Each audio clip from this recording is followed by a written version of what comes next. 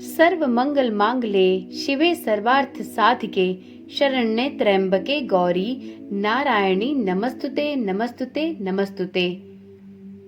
दुर्गा कवच का पाठ दुर्गा सप्तशती के पाठ करने से पहले किया जाता है।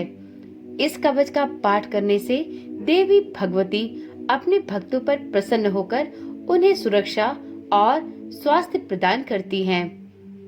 इस कवच के पाठ करने के बाद अर्गला श्रोत का पाठ और उसके बाद कीलक श्रोत का पाठ करना चाहिए। इन तीनों श्रोत का पाठ करना अत्यंत शुभ फलदायी माना जाता है। ओम नमः शिवाय। जय श्री कृष्णा।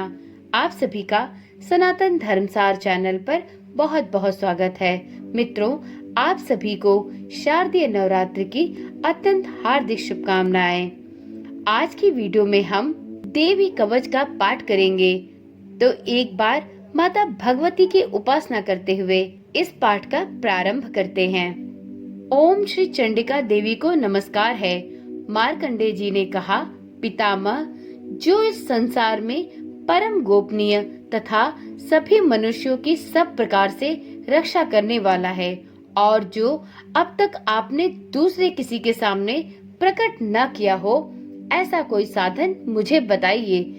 ब्रह्मा जी बोले, ब्राह्मण, ऐसा साधन तो एक देवी का कवच ही है जो गोपनीय से भी परम गोपनीय, पवित्र तथा संपूर्ण प्राणियों का उद्धार करने वाला है। महामुने, उसे श्रवण करो। देवी की 9 मूर्तियां हैं जिन्हें नव दुर्गा कहते हैं। उनके पृथक पृथक नाम बतलाए जाते हैं।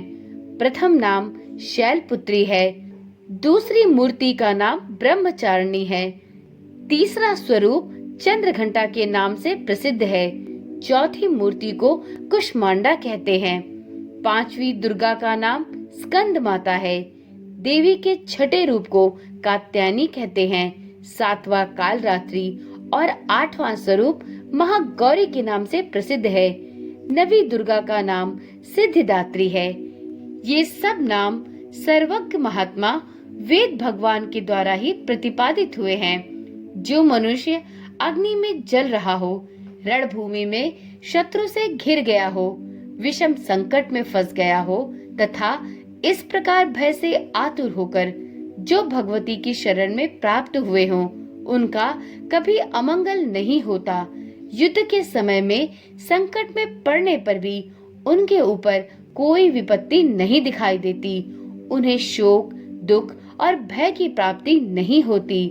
जिन्होंने भक्ति पूर्वक देवी का स्मरण किया है, उनका निश्चय ही अभ्युदय होता है।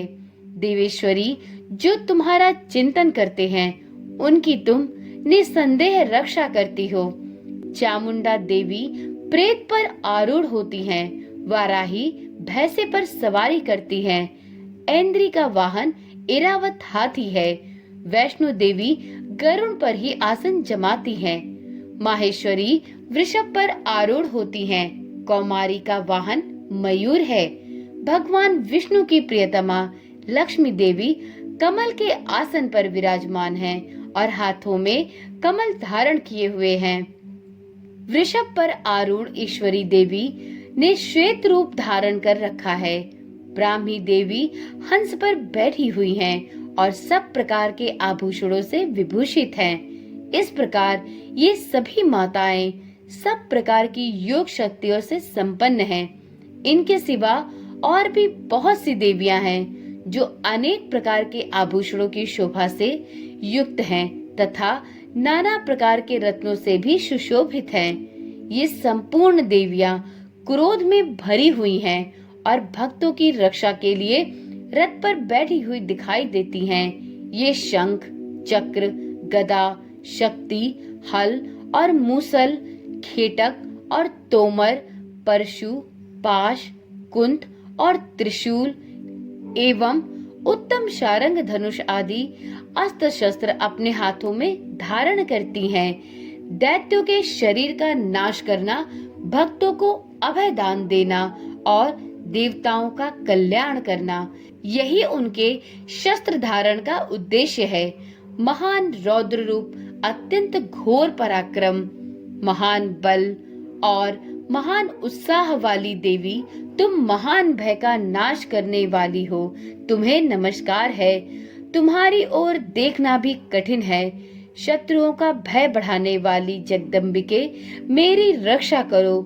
पूर्व दिशा में ऐन्द्री मेरी रक्षा करें। अग्निकोण में अग्नि शक्ति मेरी रक्षा करें। दक्षिण दिशा में वाराही तथा नैऋत्य कोण में खड्ग धारणी मेरी रक्षा करें। पश्चिम दिशा में वारुणी और वायव्य कोण में मृग पर सवारी करने वाली देवी मेरी रक्षा करें। उत्तर दिशा में कौमारी और ईशान कोण में शूल धारणी रक्षा करें। ब्राह्मणी, तुम ऊपर की ओर से मेरी रक्षा करो और वैष्णवी देवी नीचे की ओर से मेरी रक्षा करें। इसी प्रकार शव को अपना वाहन बनाने वाली चामुंडा देवी दसों दिशाओं से मेरी रक्षा करे। जया आगे से और विजया पीछे की ओर से मेरी रक्षा करे। वाम अंग में अजित और दक्षिण भाग में अपराजिता रक्षा करे। उद्योतिनी शिखा की रक्षा करे। उमा मेरे मस्तक पर विराजमान होकर रक्षा करें। ललाट में मालाधारी रक्षा करे और यशस्विनी मेरी भवों का संरक्षण करे। भवों के मध्य भाग में त्रिनेता और नथनों की यम घंटा देवी रक्षा करे। दोनों नेत्रों के मध्य भाग में शंखनी और कानों में द्वारवासिनी रक्षा करे। कालिका देवी कपोलों की तथा भगवती शांकरी कानों के मूल की रक्षा करे। नासिका में सुगंधा और ऊपर के होठ में चर्चिका देवी रक्षा करे। नीचे के होठ में अमृत कला तथा जीवा में सरस्वती देवी रक्षा करे। कौमारी दांतों की और चंडिका कंठ प्रदेश की रक्षा करे। चित्रघंटा गले की घंटी की और महामाया तालु में रहकर रक्षा करे। कामाक्षी ठोड़ी की और सर्वमंगला मेरी वाणी की रक्षा करे। भद्रकाली ग्रीवा में और धनुर्धरी पृष्ठवंश में रहकर रक्षा करे। कंठ के बाहरी भाग में नीलग्रीवा और कंठ की नली में नलकूबरी रक्षा करे। दोनों कंधों में खड्गनी और मेरी दोनों भुजाओं की वज्रधारणी रक्षा करे। दोनों हाथों में दंडिनी और अंगुलियों में अंबिका रक्षा करे। शूलेश्वरी नखों की रक्षा करे। कुलेश्वरी कुछी में रहकर रक्षा करे। महादेवी दोनों स्तनों की और शोक विनाशिनी देवी मन की रक्षा करे। ललिता देवी हृदय में, शूल धारणी उदर में रहकर रक्षा करे। नाभि में कामिनी और गोभाग की गुहेश्वरी रक्षा करे। पूतना और कामिका लिंग की और महिषवाहिनी गुदा की रक्षा करे। भगवती कटी भाग में और विंध्यवासिनी घुटनों की रक्षा करे। संपूर्ण कामनाओं को देने वाली महाबला देवी दोनों पिंडलियों की रक्षा करे। नरसिंही दोनों घुटियों की और तेजस्वी दोनों चरणों के पृष्ठ भाग की रक्षा करें। श्री देवी पैरों की अंगुलियों में और तलवासिनी पैरों के तलुओं में रहकर रक्षा करें। अपनी दाढ़ों के कारण भयंकर दिखने वाली दृष्टकराली देवी नखों की रक्षा और ऊर्ध्वकेशनी देवी केशों की रक्षा करे। रोमावलियों के छिद्रों में कौबेरी और त्वचा की वागेश्वरी देवी रक्षा करे। पार्वती देवी रक्त, मज्जा, वसा, मांस, हड्डी और मेद की रक्षा करे। आंतों की काल रात्रि और पित्त की मुक्तेश्वरी रक्षा करे। मूलाधार आदि कमल कोशों में पद्मावती देवी और कफ में चूड़ामणि देवी स्थित होकर रक्षा करे। नख के तेज की ज्वालामुखी रक्षा करे, जिसका किसी भी अस्त्र से भेदन नहीं हो सकता। वह अभेद देवी शरीर की समस्त संधियों में रहकर रक्षा करे। ब्राह्मणी, आप मेरे वीर्य की रक्षा करें। क्षत्रेश्वरी छाया की तथा धर्म धारणी देवी मेरे अहंकार, मन और बुद्धि की रक्षा करे। हाथ में वज्र धारण करने वाली वज्रहस्ता देवी मेरे प्राण, अपान, व्यान, उदान और समान वायु की रक्षा करे। कल्याण से शोभित होने वाली भगवती कल्याण शोभना मेरे प्राणों की रक्षा करे। रस, रूप, गंध, शब्द और स्पर्श, इन विषयों का अनुभव करते समय योगिनी देवी रक्षा करे तथा सत्वगुण, रजोगुण और तमोगुण की रक्षा सदा नारायणी देवी करे। वाराही आयु की रक्षा करे, वैष्णवी धर्म की रक्षा करे तथा चक्रिणी देवी यश, कीर्ति, लक्ष्मी, धन तथा विद्या की रक्षा करे। इंद्राणी आप मेरे गोत्र की रक्षा करे। चंडिके आप मेरे पशुओं की रक्षा करे। महालक्ष्मी पुत्रों की रक्षा करे और भैरवी पत्नी की रक्षा करे। मेरे पद की सुपथा तथा मार्ग की क्षेम करी रक्षा करे। राजा के दरबार में महालक्ष्मी रक्षा करे और सब ओर व्याप्त रहने वाली विजया देवी संपूर्ण भयों से रक्षा करे। देवी जो स्थान कवच में नहीं कहा गया है अतएव रक्षा से रहित है, वह सब आपके द्वारा सुरक्षित हो, क्योंकि आप विजयशालिनी और पाप नाशिनी हो। यदि अपने शरीर का भला चाहे तो मनुष्य बिना कवच के कहीं एक पग भी ना जाए, कवच का पाठ करके ही यात्रा करे। कवच के द्वारा सब ओर से सुरक्षित मनुष्य जहाँ जहाँ भी जाता है वहाँ वहाँ उसे धन लाभ होता है तथा संपूर्ण कामनाओं की सिद्धि करने वाली विजय की प्राप्ति होती है। वह जिस जिस अभिष्ट वस्तु का चिंतन करता है उसको निश्चय ही प्राप्त कर लेता है। वह पुरुष इस पृथ्वी पर तुलना रहित महान ऐश्वर्य का भागी होता है। कवच से सुरक्षित मनुष्य निर्भय हो जाता है। युद्ध में उसकी पराजय कभी नहीं होती। वह तीनों लोकों में पूजनीय होता है। देवी का यह कवच देवताओं के लिए भी दुर्लभ है।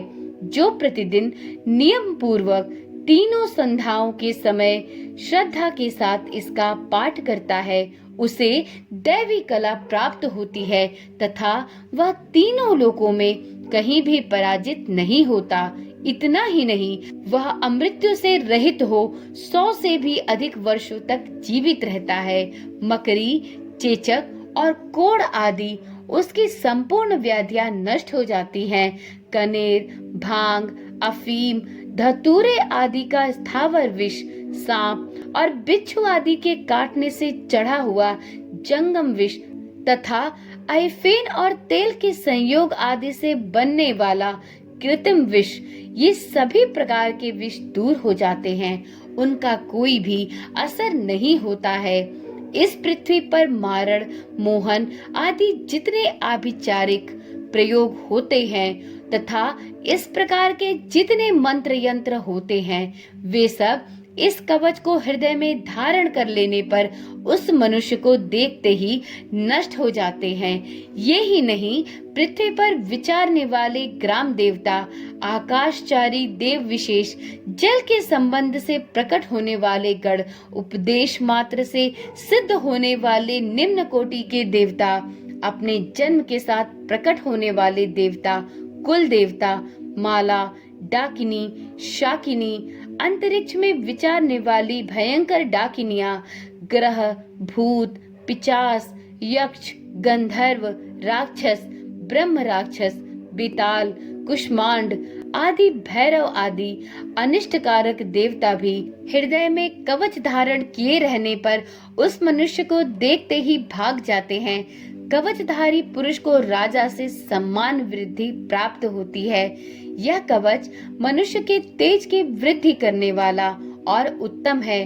कवच का पाठ करने वाला पुरुष अपनी कीर्ति से विभूषित होकर भूतल पर अपने सुयश के साथ साथ वृद्धि को प्राप्त होता है।